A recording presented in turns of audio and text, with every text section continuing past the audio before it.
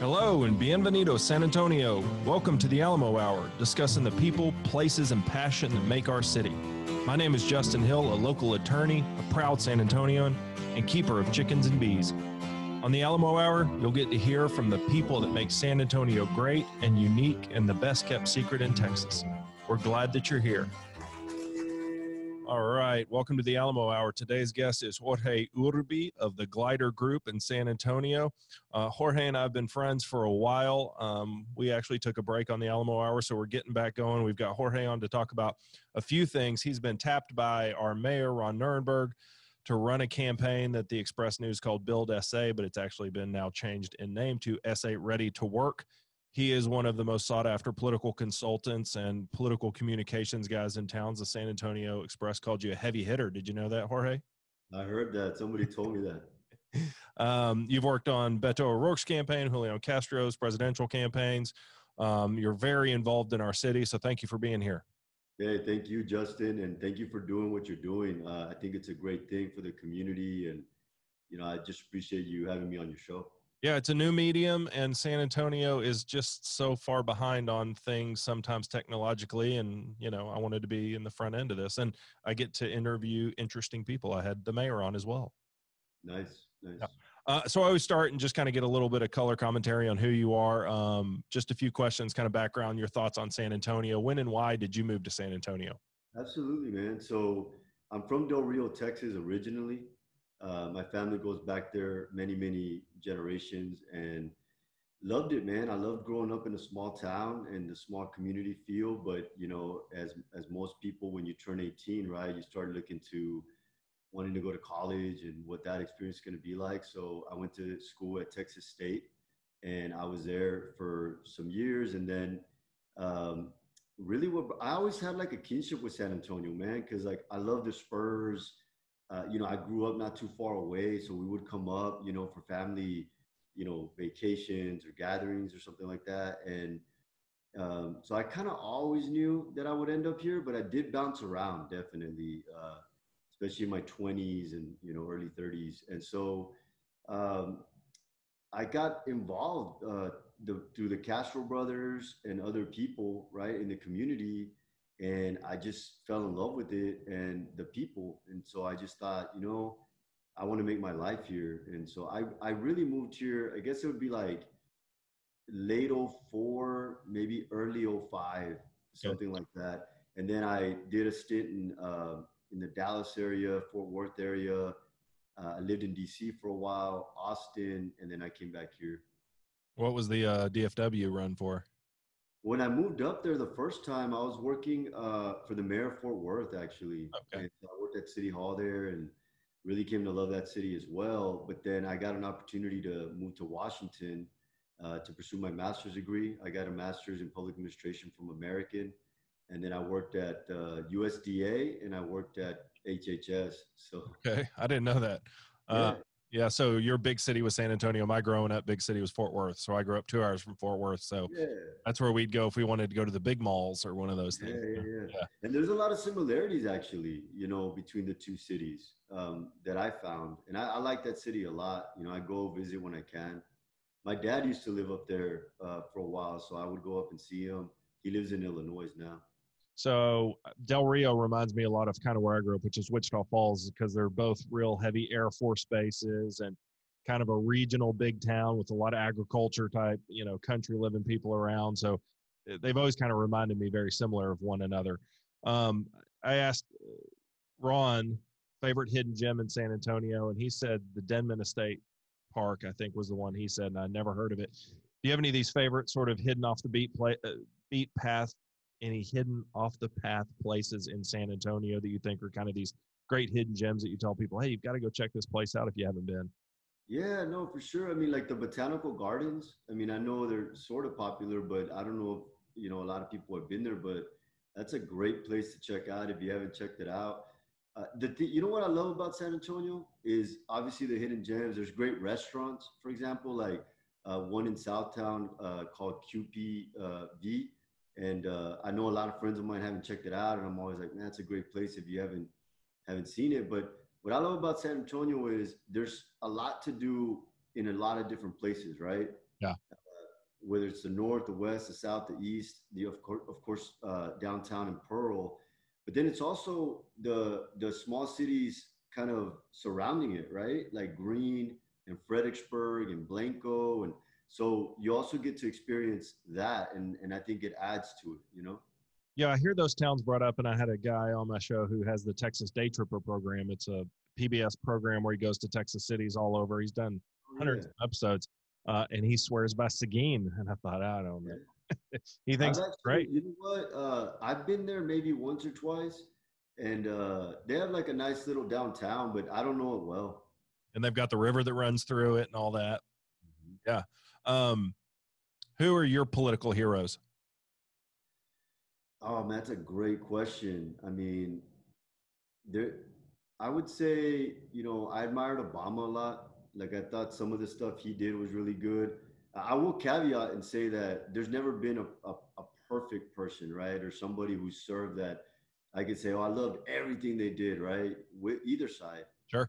But I just admired the guy because number one, he broke barriers.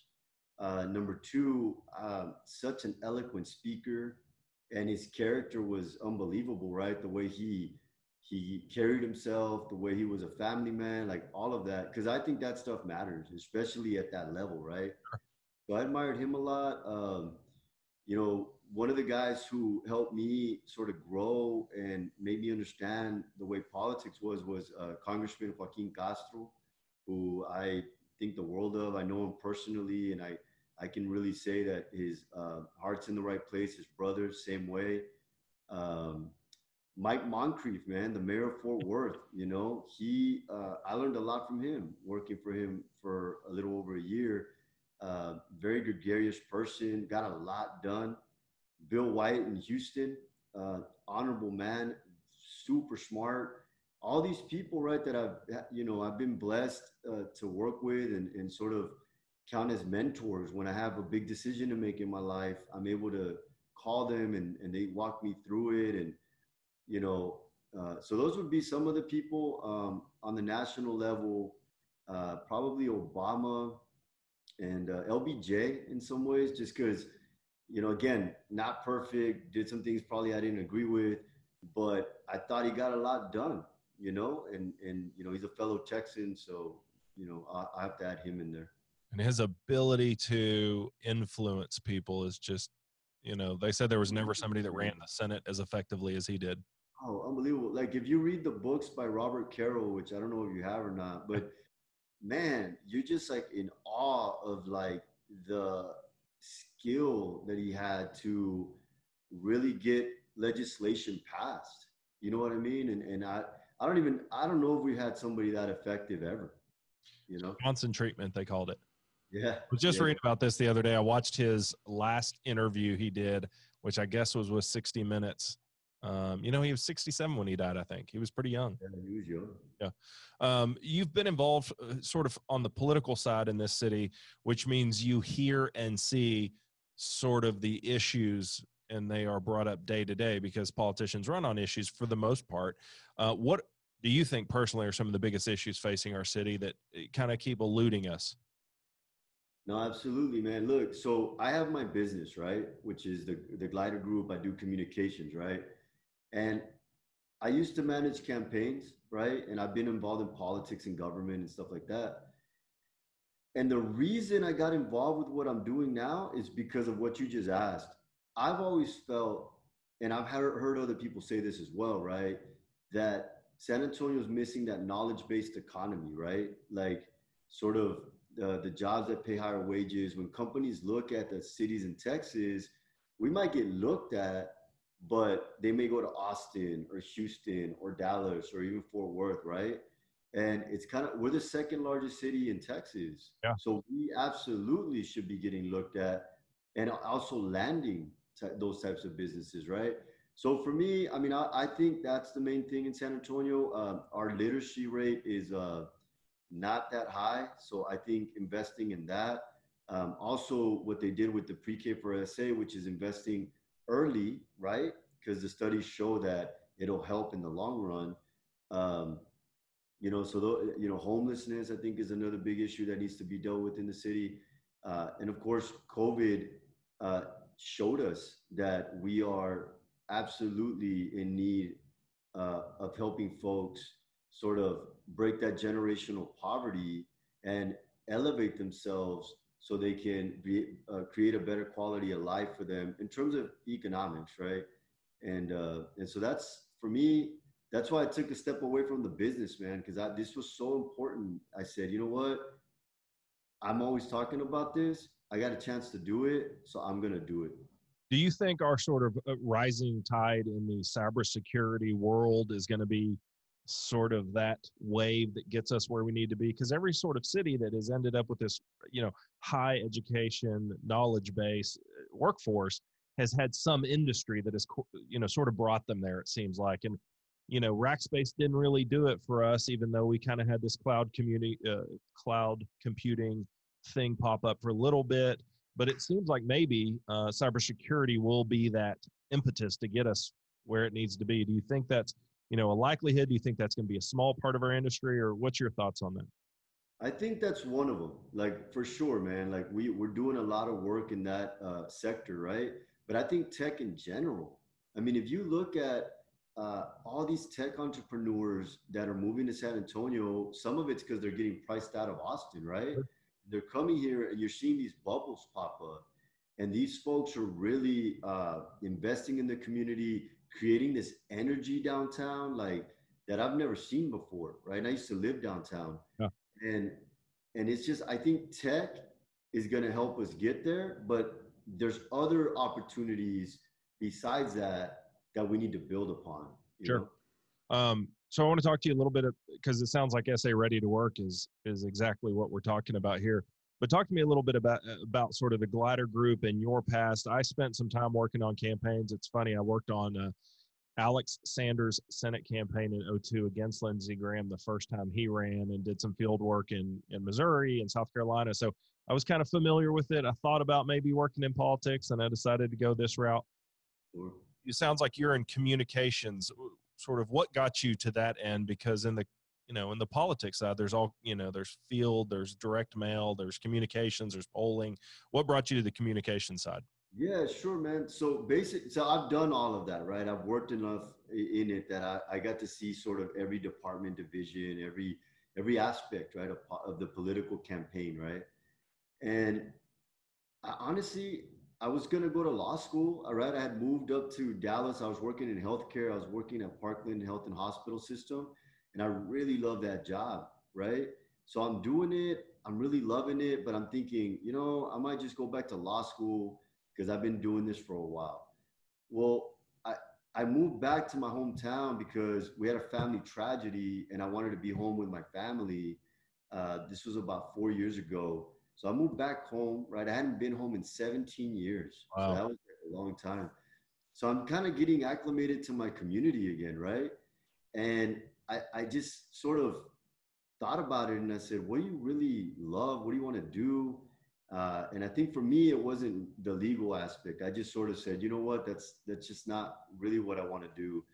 And I just really love communications, right? So I started thinking about what I was good at and what I thought I could put together, and that's why I started the company. And so and as you start anything, it's like you start thinking it one way, and then as you go, you start shaping it Yeah. based off what it is that you can do. So what does communications mean at the Glider Group? What type of services do you provide to clients? Absolutely. So strategy work, we do production, so commercials, documentaries, that kind of stuff. We do design, creative, we do digital. It's like an all-in-one because I felt I had studied the market, right? And I felt like there wasn't that many places that you could go to one place and say, I need all this stuff. And so that's why I was like, you know what? Let me go ahead and see if I can get this off the ground. And I started with one client, and then it was two, and then it was three, and then it just kind of took off. And it's funny, man, because when I was younger, I worked really hard, like throughout my 20s and my early 30s. I was just really, really working hard, and that paid dividends without me even knowing, right? Because you're not thinking that, right? I wasn't thinking this grand plan of I'm gonna start a business and all these people I'm helping, like I'm gonna be able, it's just kind of like people remember me and they remember that I was a hard worker, so they gave me a chance. And I'm about almost 5 years in, man. So it's been a blessing. Is it any lobbying or more communication? No, no, no. Okay. I don't lobby. I do public affairs sometimes. So education, letting people know like sort of uh, how to attack something or like go or who maybe to talk to and stuff like that. But I don't lobby per se. Like I'm not ever trying to get votes for people or anything like that. And There's a lot of good ones in town, but it's just not something we do. what all campaigns have you worked on? Oh, that's In a that's major it. role, like How long is this show? How long is this show? that Now, San Antonio listeners would know about. sure, sure. So I was involved in when Justin Rodriguez ran for state rep, and then when he ran for commissioner, Phil Cortez in the South Side. I helped Ray Saldana a little bit, Julian for sure, Joaquin. I did the count. So when Bill, not that it's not San Antonio specific, but when Bill White ran for governor, I was in charge of Bear County for him. So I've done big county races. Tommy Calvert is another one that I've helped. Now the mayor, of course, through this initiative.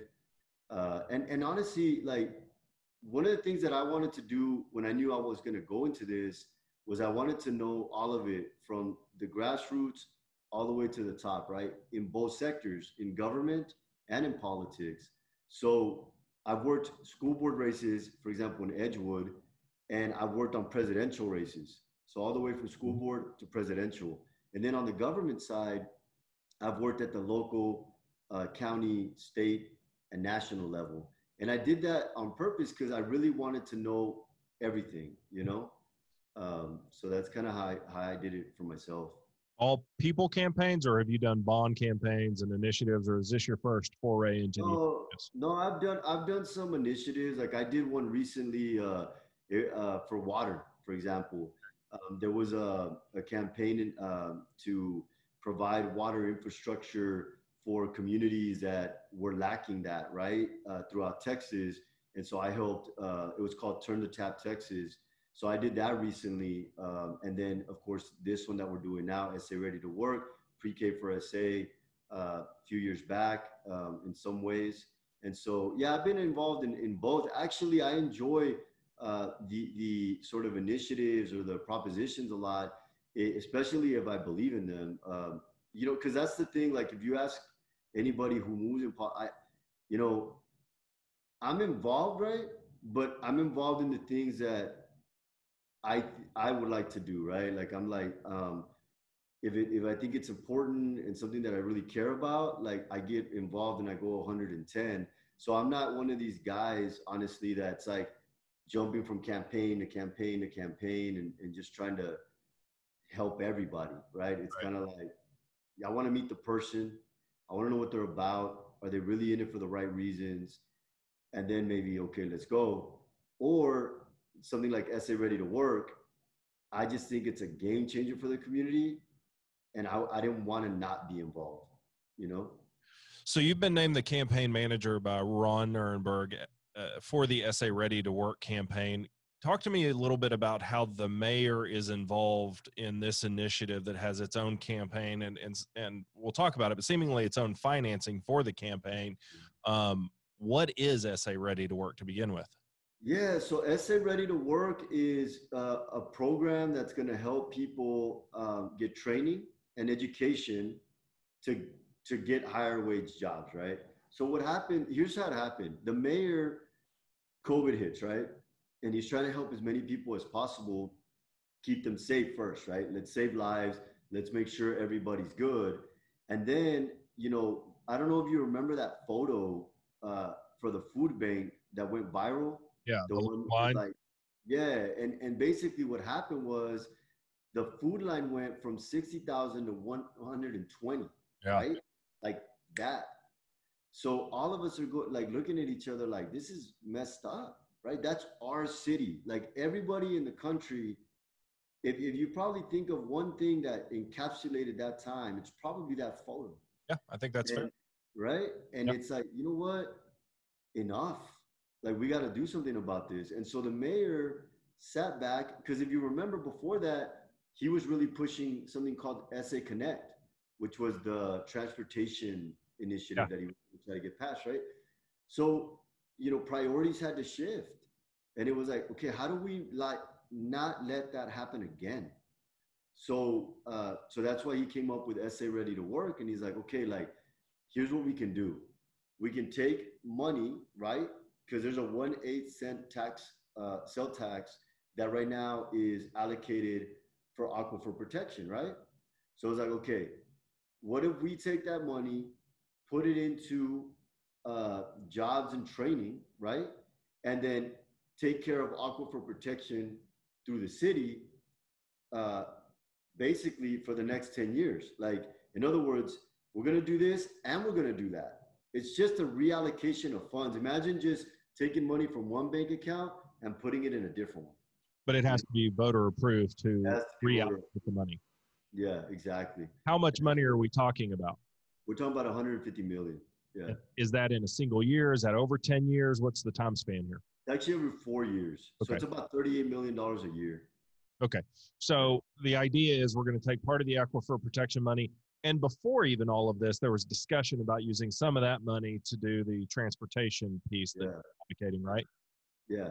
So right now, it's an interesting time in San Antonio. You don't see this too much, but you have literally three things that are game changers for the city, right? Okay. You got pre-K for SA, which if you look at the data, has proven to be successful. You got SA Ready to Work, which is like, let's train our people and get them in higher paying jobs that exist right now. People have told us, we're ready to hire. We can't hire within San Antonio. So we bring in people that aren't from here, right? Yeah. And then the third thing is transportation. As you know, right? There's things that we need to do to make our transportation system be elevated, right? Whether it's technological advances or more bus routes or whatever it is, right? So here's the way it's going to work, right? If it passes, right? So pre-K for SA, it's on its own, right? Like, you pass it, they're going to get the money and they're going to keep funding the program, right? And that's no new money. That's the same allocation that's been going on for the last 4 years. We're just renewing it. Okay. We're just renewing it. That's it. And then on SA Ready to Work, the deal is, okay, we're going to reallocate the money, right? And then that's going to be spent over 4 years, right? And then after that, that money will then switch to transportation stuff, right? That was the big compromise. That was the compromise. And then the city has said, we'll always fund the aquifer protection program. So if you look at it, look, no new taxes. All you're doing is moving money from one place to another, and everything is taken care of. Like, and really, I was talking to Secretary Cisneros the other day, and he said, I don't know. And I mean, think about it. That guy did a lot for the city, right? Yeah. He's like, I don't know if I've ever seen this, though. Something so comprehensive that's really going to push us to the next level. So from, the environmentalist standpoint, does this mean the Aquifer Protection Fund loses $150 million over 4 years? No. The city is going to make up for that? The city's going to pick up the funding. And by the way, that was negotiated with them. So they're on board, right? The environmentalists and the environment groups are supportive, because they're like, well, shoot, we're going to get funded all the time. We don't have to go up for approval anymore, right? And what we're asking the voters is like, look, we got hit really hard by COVID. We already knew that we had a problem in our city with poverty and low wage jobs and all that, right? So, okay, COVID exacerbates that, really puts a spotlight on it. So we're saying, let's do something about it. And this is a way to do something about it. And everything gets taken care of. Nobody gets their taxes raised. Okay, so you in your position as campaign manager, your job is to get the message out and try to get votes for yes on the election day, right? That's right. Okay, and that's in May? It's actually in November the 3rd. They got moved. They were originally supposed to be May and got moved. Did I read that? Yeah, so pre-K for SA was going to be in May. Connect SA was going to be in November. Okay. And then because of COVID, they all got moved to November. And so really, SA Ready to Work has been really honestly moving since like mid-August because the city council had to pass it to make sure that um, that we did what we needed to do through the council in order to put it on the ballot.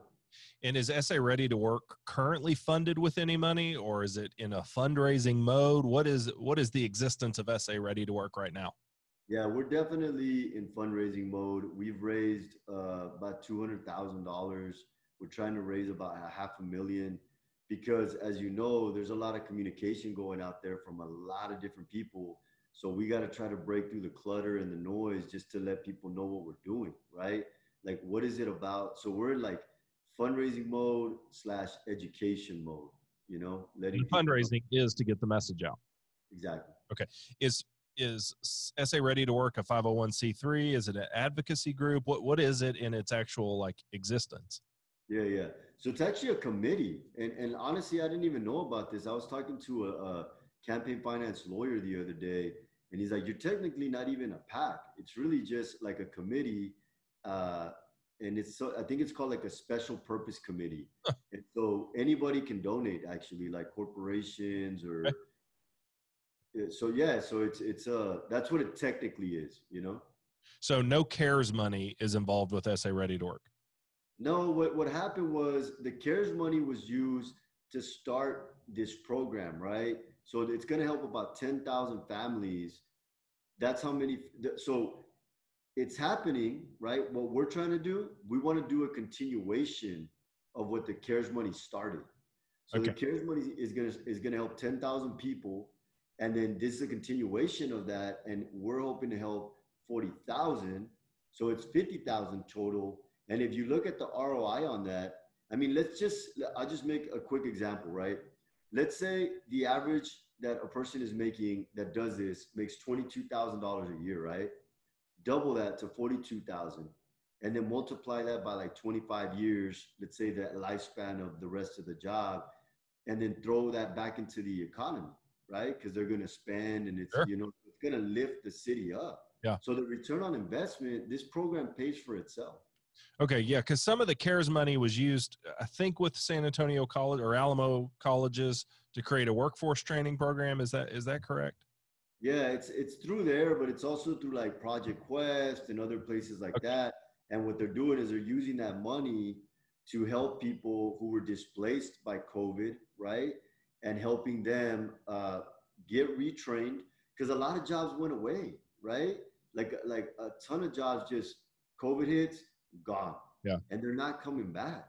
So it's like let's retrain people and put them in careers that will ultimately pay them more money and hopefully give them the ability to, you know, create a better quality of life for themselves.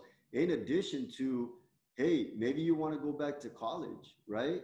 So this is going to give you an opportunity to do 2 year and 4 year program. It also includes money for wraparound services. So like if something happens where you're like, my car doesn't work or I can't pay this month's bills, like you can apply for them to take care of you so you don't stop getting trained, right? There's also apprenticeships, right? So it's you get trained on the job, so you'll be making money day one and you're going to be learning on the job. So it's really a comprehensive approach, right? We didn't want to leave anybody out. We wanted to make sure everybody felt included, and so that's the way we built it. Okay, and that was getting me to my next question. Say this passes, this is a new program in San Antonio.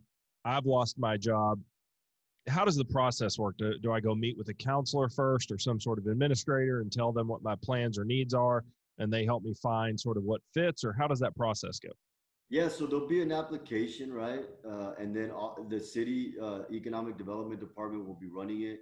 And the process is basically you apply, you let people know what happened, and then if you're deemed like okay, like you should be a part of this program, then you'll be a part of the program in whichever capacity that you fit in, right? And so uh, and the beautiful part is that the companies that like HEB, USA, Rackspace, those companies have agreed that they'll prioritize folks that were displaced by COVID and are running through these programs to give them jobs. That doesn't mean that people are excluded. It's just that people will be helped if they're going through these programs. Not You're not going to go through a program and then not land anywhere, right? There's opportunity out there right now. Will you have to be COVID displaced to get into the program? No. Okay. And then once you get into it, is there kind of 5 or 10 or 20 areas in which the retraining is limited to? Or is it, anything and everything is involved? What sort of the pockets of training that's being provided? Yeah, sure. So it's the things that you were talking about earlier, right? The emerging fields, right? Or the fields that need the help, right? Construction, trades, manufacturing, cybersecurity, technology. So it's not everything, but it's the stuff that we are building upon in this community, and where we've heard that people need the help. Okay, so even like welding and some of these trades Yeah, are going to be part of this. absolutely. Okay, I didn't know that. Operators, things like that. Yeah. It's great. Who is it within the system, or who is it within the city that is managing this and determining what areas are needed? So Maria Villa Gomez, I think, is a part of it, and I know they're looking to add to that. She's overlooking it right now, but what I was talking to the mayor about just recently is that they're gonna make that part very robust. Like they're gonna put more people in there, so they make sure that the program is run efficiently and effectively. But yeah, right now it's a lady by the name of Maria Villa Gomez, and they're doing it through the Department of Economic Development. Okay. How many people are currently in the program that's sort of being administered under the CARES Act? Yeah, so what they're trying to do is help 10,000 people. I honestly don't know the exact number of how many they're starting to retrain right now, but I know that by the end of it, they're going to do 10,000 people. And I believe it just started just like 3 weeks ago. Okay. And when you say retraining, who's actually providing the training? Is it Alamo colleges and some of these other schools? Is it a really broad array? Who's sort of the major partners within the city that are going to actually do the work to retrain these people? Yeah, sure. So you've got the major universities, which is UTSA and Texas A&M San Antonio. You've got a nationally renowned program in Project Quest who's going to help out. You've got the ACC, right, or Alamo Community Colleges, right? And so those are some of the partners. And I know, for example, the unions are going to be involved with the apprenticeships. And so it's just kind of like it's like a holistic. We want to bring everybody to the table to say, number one, what is needed? And number two, who can help us? And so they've been great partners, very willing. How many of the big corporations in San Antonio have gotten involved, and is it public who's involved from the corporate side? Yeah, some people, definitely USAA, HEB, Rackspace, Toyota, Valero, New Star. I mean, so this is honestly, Justin, I've been shocked how much support there is out there when we talk to people. They get it, they get what we're trying to do and how we're trying to live the city and move forward.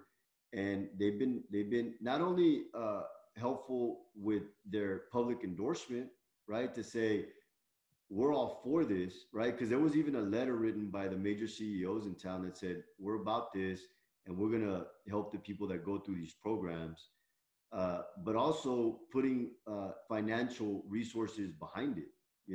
HEB, for example, committed $100,000 day one. That's great. It was like, we're going to start this thing. And they were like, we're in for $100,000. All right. When that happens, I mean, you got to take a look at that, right? And say, well, if they're coming in for that, we need to help out as well. Yeah. But this is going to help everybody. This will help small businesses. This will help, in the education sector. This will help the big corporations. So, that's the other thing. I really want people to understand that, yeah, it's going to definitely help, certain industries and certain of these big companies, but it'll also help small businesses. I mean, you're talking about pumping billions of dollars over time into our community. Yeah.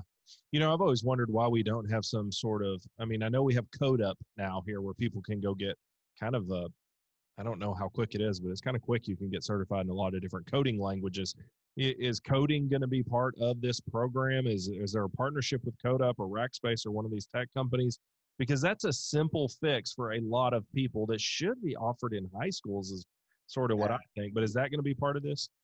Absolutely, man. I am totally in agreement with you. Actually, my cousin's a coder, and I had dinner with him the other night, and he said the exact same thing. He's like, coding should be taught the way math is, Yeah. right? Because that's a skill that not only can you use for yourself, but you can monetize it, right? If you want to like do stuff for somebody, right? But I'm not monetize math. I mean, Yeah. I'm not leaving and getting a job because I'm really good at addition. I mean, that's a very, very, very small percentage of people that can monetize that. But coding could be monetized, and I've never really understood it. And absolutely, and think about it like this: like, uh, you're a business owner, I'm a business owner, right? What's the first thing we want to do is put up a website, Sure. right? So, learn how to do that. That's a skill you're gonna need, right? And it's not cheap. Yeah, and it's not cheap. Have it well done well. Yeah, yeah, you're right, you're right.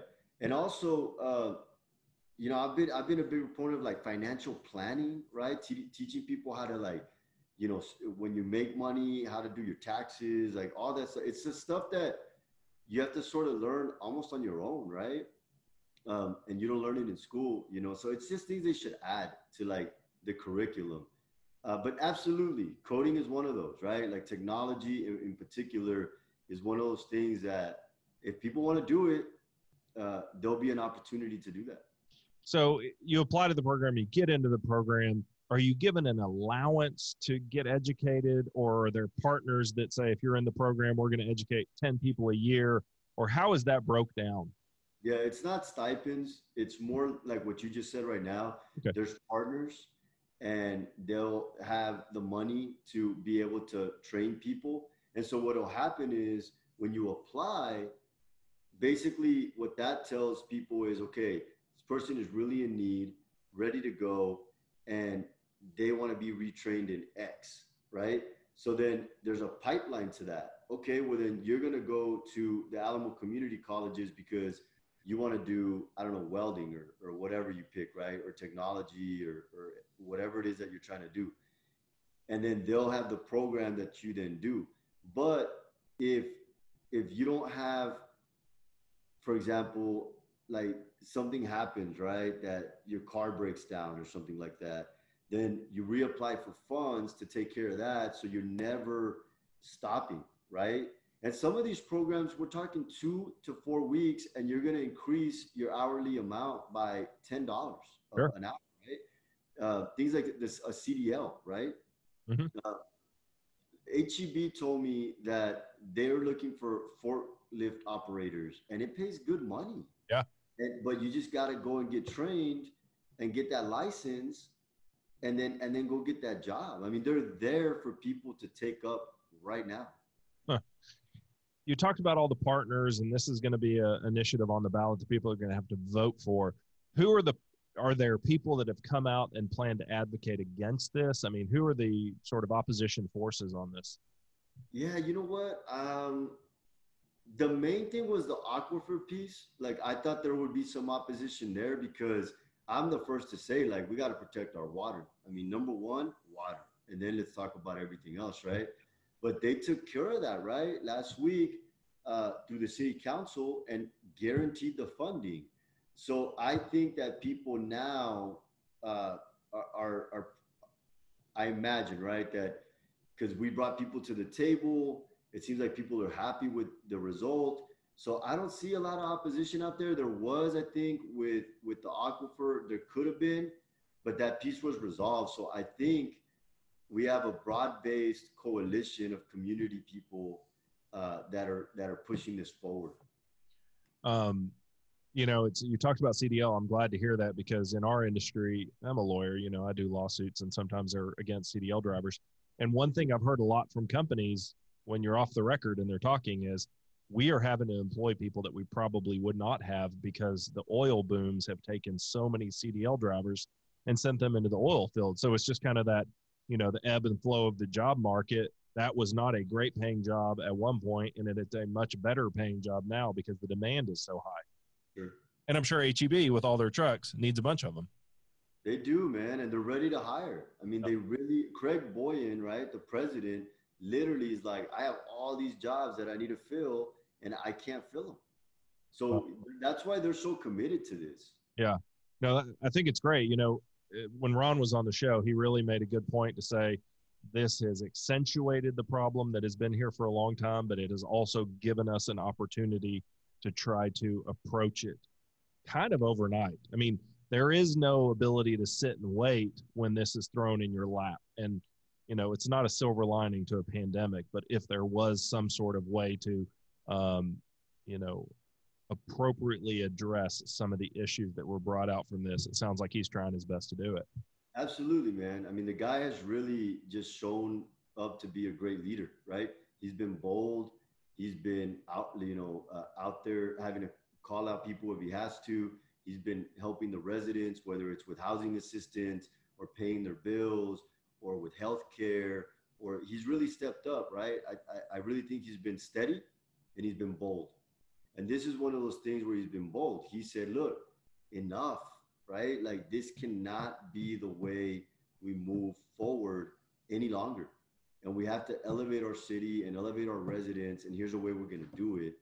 And I mean, honestly, like the what they're trying to do is I'm 100% on board.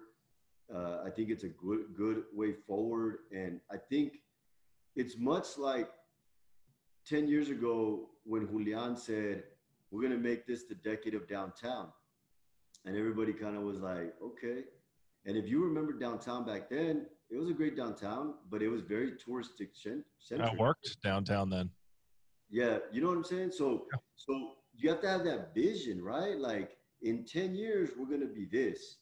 And in 10 years, we're going to be this.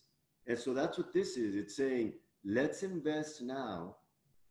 And then watch what happens in 5 years. Watch what happens in 10 years. And then our city will change for the better. So how do you build on this? If this is some great success, is 4 years from now, we put a bond out before our citizens and say, look, this has been such a success. Let's expand it. Is that kind of the way these initiatives or issue type advocacy campaigns work? It's very different, man. I mean, everything is different, right? Like that could happen, right? I personally believe that it'd be great to do this all the time, right? Like let's retrain and give people better jobs and always elevate people, right? But you just never know, right? Because like when the aquifer thing happened, you could have never predicted that the city would say, hey, that's great, we're going to keep doing it because we want to keep doing it, and we're going to do this other stuff. So honestly, those conversations haven't been had. Like right now, it's about getting this passed and taking the next 4 years to set up a great program for people. And then maybe if it works in a great way, yeah, maybe going back to the voters and saying, what do y'all think? Should we double down? So who gets to vote on this, city or county? City. Just the city. Yeah. I know that you're not involved in pre-K for SA like in a real public way, but talk to me a little bit about some of those successes. That's going to be on the ballot again.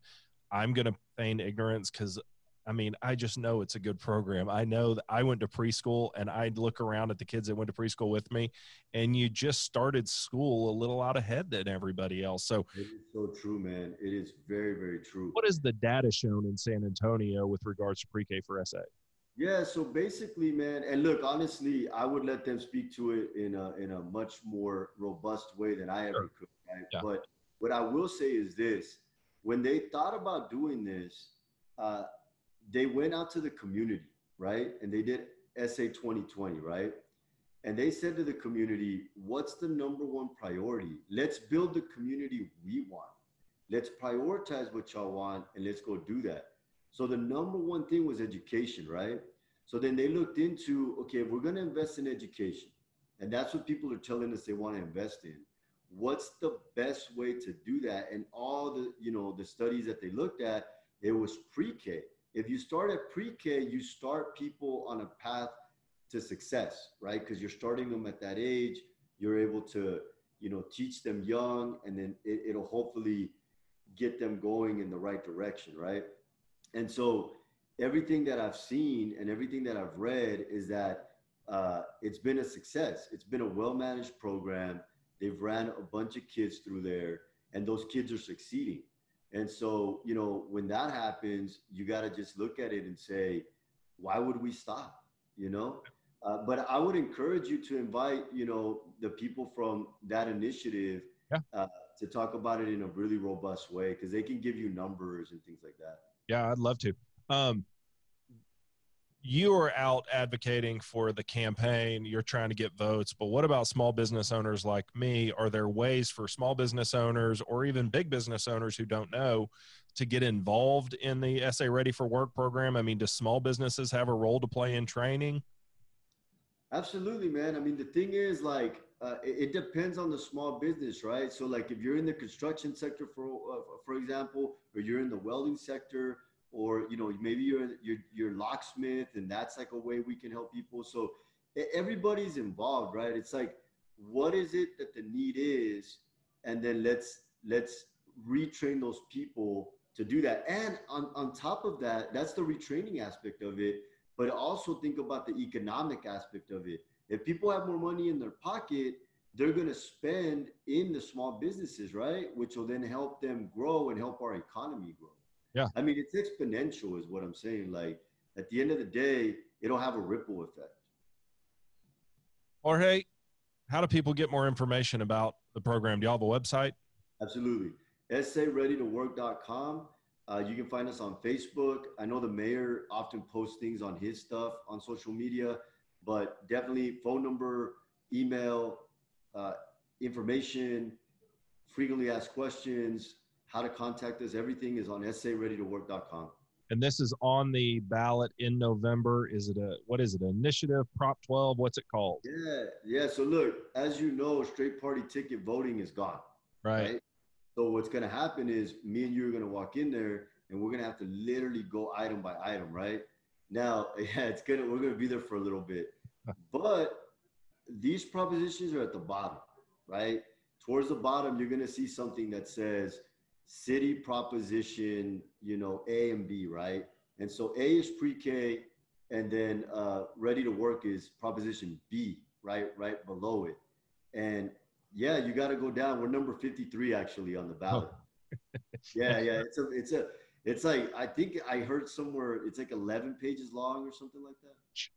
Yeah. And do y'all want people to vote yes, or is it? Yeah, we want people to vote for it. Okay. So the word is for, right? All right. Jorge, you're going to be doing this stuff in San Antonio for a long time. I wanted to get you on here and talk about this because this is coming up in 50 days, right? Yeah. Actually about 44 days. Yeah. Well, all we're going to hear about until then is a Supreme Court judge. So, hopefully people get the story. I think it's great. I think something I've run into as an employer trying to hire people is a workforce that doesn't have a lot of relevant experience, I think would be the best way to put it. And I'm a law firm, I'm not a technical job. So I think what y'all are doing is great. I think it would be great for the city. Thank you for coming on. If there's anything we can do in the future, I'm here to help. I'll get somebody from Pre-K for SA as well. Yeah. And let me know if you need me to help you out with that. And I thank you very much for the time, and just thank you. I appreciate it. Yeah. I'm going to post information about it on our social media and stuff like this. I'll post this up tomorrow. Is going to be live. But thank you so much, man. I appreciate it very much. Thank you. Keep doing what you're doing. It's great. Oh, well, we'll talk to you soon. Thank you. All right. Bye-bye.